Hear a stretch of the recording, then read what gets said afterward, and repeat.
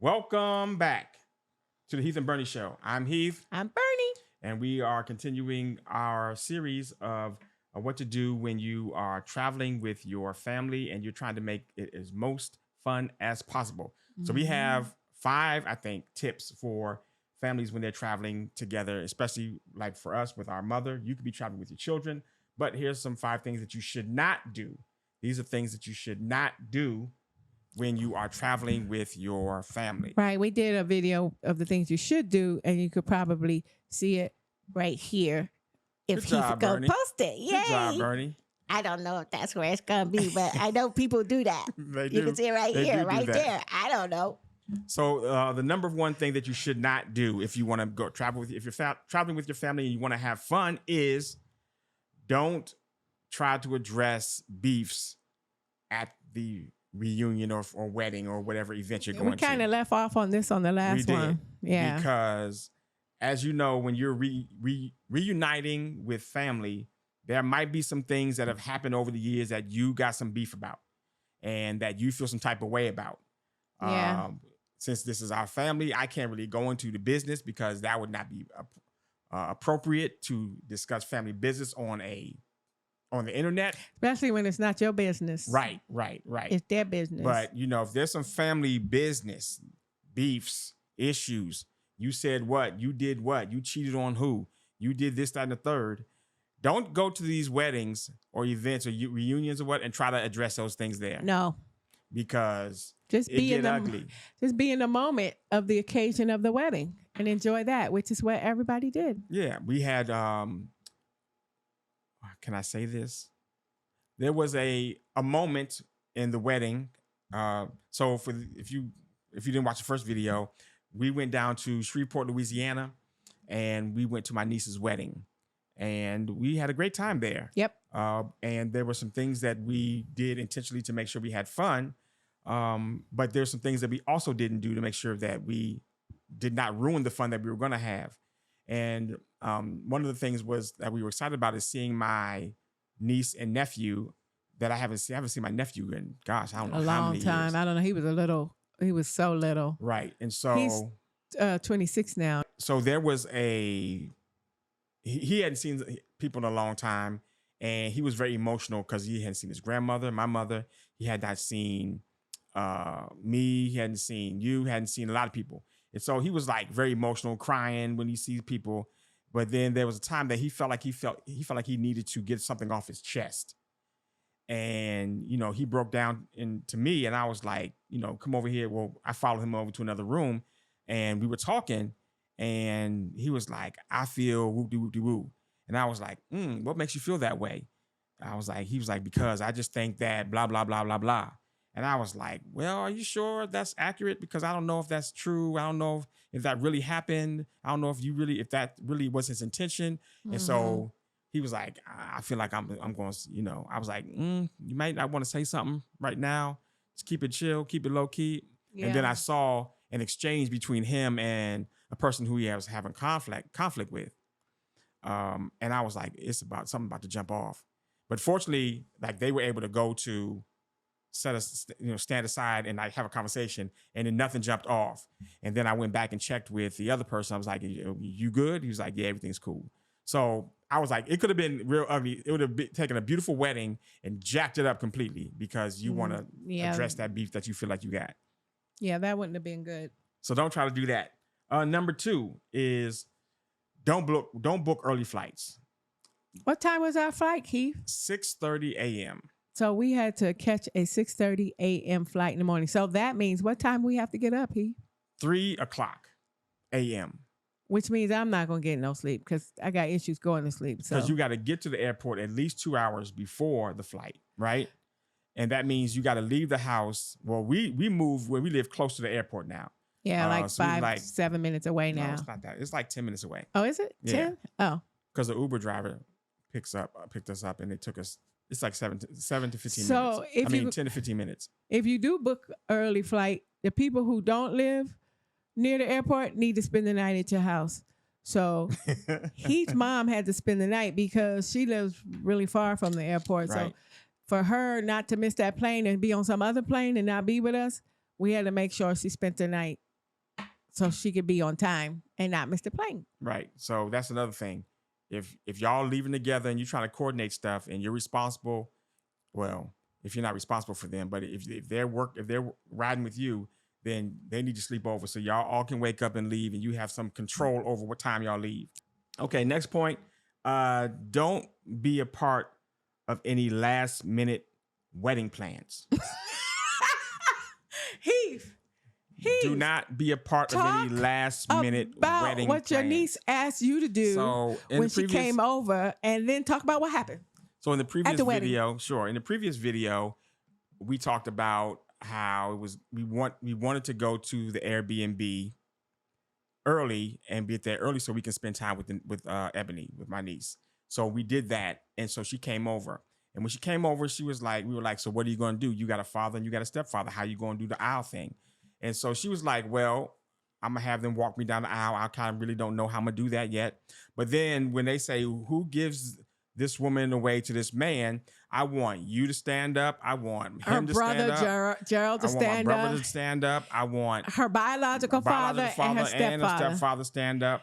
And I want you all to say, we do. In a loud, nice, loud, deep, we do. That's what she said. We do. A nice, loud voice. I was like, okay, that sounds cool. That's what she told Heath. Told us in the house. That was on Thursday. I'm not sure who else she told that to. No, that was on Wednesday. Yeah, that's what she told Heath that she wanted to happen. We get to the wedding. We see. I don't know if that got to everybody else. We get to the wedding. I'm sitting in the second row. There was no rehearsal either. There was no rehearsal dinner. There was no rehearsal. Yeah, there was no rehearsal. There was no rehearsal. Get to the wedding. I'm second row. Mom's to the right. He sit behind the stepfather. Yeah, the stepfather is in front of me. Biological father is somewhere in the back. On his phone doing something, Her brother, Gerald, was sitting next to him. Stepfather. Anyway, so she walks down the aisle. The stepfather and father walked down the aisle. Right, they already did that. Walked down the aisle. They sit down. Who gives this woman away to this man? I look around. I'm not going to stand up first. So I'm waiting around for him, the stepfather who's in front of me, to stand up. But he was doing something on his phone because he was trying to get the camera up so he can take a picture. And so when the question was asked, who gives this woman away, he's on his phone like this. And so nobody says anything. It was a long pause. And then Ebony, she's like, turns around and says, stand up. Stand up, stand up. So I think that we're all going to stand up. So I stand up. No one else stands up with me. Gerald, he's still on his phone. Scooter, he's still on his phone. And then she's like, okay, who gives him away? And so he's like, huh? Oh, I do.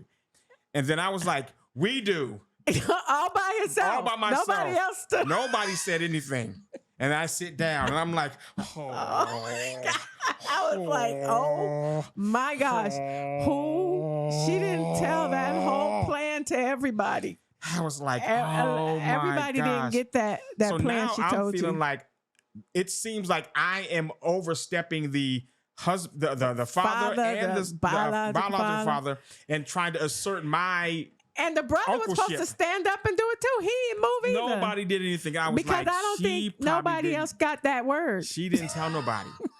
I'm like, she didn't tell nobody that this was happening. And therefore, I look silly. So now the first thing I do after the wedding is over, and then the bride walks out, and then the stepfather stands up in front of me, and I was like, yo, Scooter, let me first apologize because I did not know. She said that this was going to happen, but she's like, oh, yeah, no, I'm not, no problem. I was like, I just want you to know I wasn't trying to like overshadow. He was like, I get it, no problem. But did he say Ebony told him about it, and he just like forgot, or he said she mentioned something? I don't think Ebony mentioned that to him because when I talked to Cavante, her husband, afterwards, I was like, yeah, that was crazy. He was like, yeah. I said, Ebony said that she wanted the men to stand up and say, her life. We do. She was like, yeah, that didn't get communicated to them. I was like, I told you was the only one that she told that to. I was like, I knew you. I know. So don't be a part of those last minute wedding plans. If you be like, you know what? I'm just going to just enjoy. I don't want to be a part. Say, I don't want to be a part of that. I just want to come and enjoy and support. When he sat down after he said, we do, and he did it real loud, all by himself in the nice surround sound. He's like, we do. And it was bad. When he sat down, I was like, oh, gosh. That's It was not bad. good. It was bad. It was bad. So don't do that. Okay, next thing. Don't worry about things that you'll forget because you're gonna go to Walmart anyway. Don't. So we ended up, I don't know, my mother forgot some socks, or she realized she needed some socks. I needed a mirror because I brought my razor to cut my hair. And so I cut my own hair. We was in Ross though, not Walmart. I know that, but I just said Walmart because you're gonna eventually go to Walmart or Ross, or we went to the dollar store. And I needed some leg because my dress was kind of short and it was cold out there. Yeah, so you're gonna go to Walmart or dollar store or whatever little local shop they have around there. Yeah. When it gets, so if you forget something, don't worry about it. Don't stress out about packing everything because you're gonna go anyway. And so don't worry about that. And then number 5 is, okay, so at the reception. Oh my gosh. If you have not been assigned a seat, don't sit at an empty table. Don't sit at an empty table because you cannot control who sits with you. Yeah, because there weren't assigned seats. Yeah, it was just there were anywhere. no assigned seats. And actually, the way that this wedding went down, I don't really even think that the food was served in a way that was planned. I don't even think they had a plan for how food was served. They had a buffet style. Yeah. We in Louisiana, so they had fried chicken. Did they have fried chicken? It was fried chicken. It was fish. It was fried fish. That's what it was. I know it was fried no fish, chicken. fried catfish. Yeah. So the groom, it was in a hall. So the hall had 2 sides. It had the wedding side, and then behind it was a reception. The reception side. Sorry. The reception side had tables and stuff. So it was nicely set up. It wasn't a bad situation. Mm-mm. But the food was like on the reception side, buffet style. When the bridal party was over there taking pictures, somebody, I think it was the groom's family member, decided to get a plate and start eating the fish. But no, the buffet people start serving them. No, the buffet, the food was already up there. No, but nobody said that it's time to eat. But my point is, the people who were serving should have said, no, we have to wait. But they did not say that. They start serving. According to what happened to me, I don't think they were given those instructions. They weren't. That's why they started serving people. So the person on the groom's family, they went up with a plate and they got some food. I saw him because I was waiting for the food to be served. Then a line created. He went up to the catfish and got the catfish. Before I pulled my chair back and looked up, a line was starting to form. The line got real long.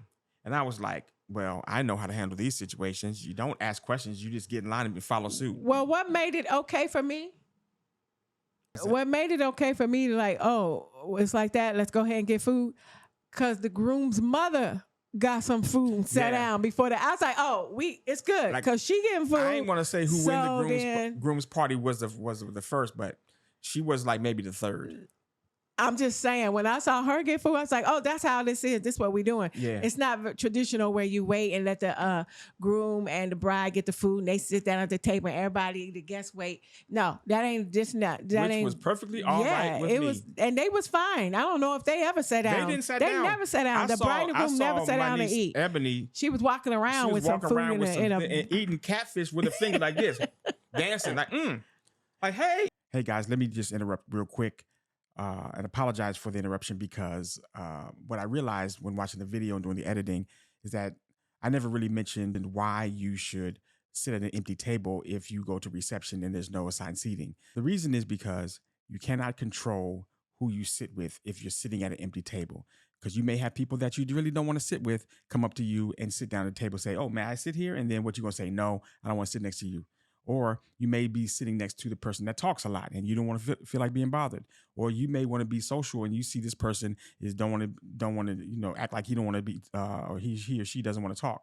So you don't have any control over the person or the people that sit with you if you're sitting at an empty table. So that's why what we did is we waited for a few people to sit down. And I was like, okay, I definitely don't want to sit over there. I would sit with them. They seem to be cool, but there's not enough room for me and my mother and my wife to sit there. And so we ended up sitting at a table between two other tables that wasn't empty. And so there wasn't that many people there, so we had enough room to take over the whole table. And we sat spread out so that anybody came up, they would have to like ask us to move, which actually happened. We ended up sitting with some people that we wanted to sit with. They came and sat down with us, so it was cool. We had a good time, great conversation, and that's pretty much the reason why you should not sit at an empty table if you're going to a wedding that doesn't have assigned seating. So let me get back to the video. Yeah, she had a great time. We had a great time. Anything else that we should not do in order so that you won't ruin the fun that you need to have, or make sure you do have a lot of fun with your family? No, I think that's it. All right. Please let us know in the comments if there's some other things that you feel that you should not do if you are going on a trip with your family, specifically your mother or your children. But in my case, your mother. In our case, my mother. In the 80s. In the 80s. And you want to make sure you have fun, at least the most fun as possible. Your mom had fun. She called and said, I really love traveling with you guys. You know why? Because she didn't carry nothing. And see, that's why I'm in operation mode. As she should not. I'm in operation mode, so I'm like, okay, facilitate this, make sure that happens, blah blah blah. But you was taken care of too. Who? You. I mean, you were straight. I know I was straight because look. I made sure. Let me tell you how I made sure I was straight. Because what I didn't want was that back to kick off, and he trying to deal with my back and his mother. Yeah. And when I travel, I carry a backpack. I don't carry a purse because I had to carry on the backpack. So all I was like worrying was like, I wonder if this backpack gonna set my back off, but it didn't. So I was like, I'm straight. The Lord would not have done that to me. As he said before. He would not have done that to me. I was good because I had all kinds of things to. Oh, I was traveling with one of those thermal pack things where you. Yeah. When I got to the airport, I went and put on a heated. Where you could put, because I didn't want to, at first I put it on before I got to the airport. I was like, they might think this is a bomb around me when you go through the, what do you call the metal detector? The metal detector Whatever. thing. So I took it off. And so when I got through security, I went in the bathroom and put on one of them therma pack. It's one of those kind of packs that you put on that heat up and they go on your back. And there's like a waistband that goes along with you. Yeah, so I had that underneath my clothes on the plane. So I was straight. By the time we got to the Airbnb, that joint looked like waist beads. You know that joint what? was so thin. You it was doing all too much. You doing way. You doing way. It looked like waist beads. You doing way too much. Didn't nobody need to know all that. It was funny. The heat was still straight and the pass was still straight on my back. Did nobody need to know? Nobody don't need to know about all that part. It was waist beads. You doing too much. It was no waist beads. All right, y'all. Bye. Thanks for checking in with us. Do all the YouTube things and such. Talk to you later. Bye.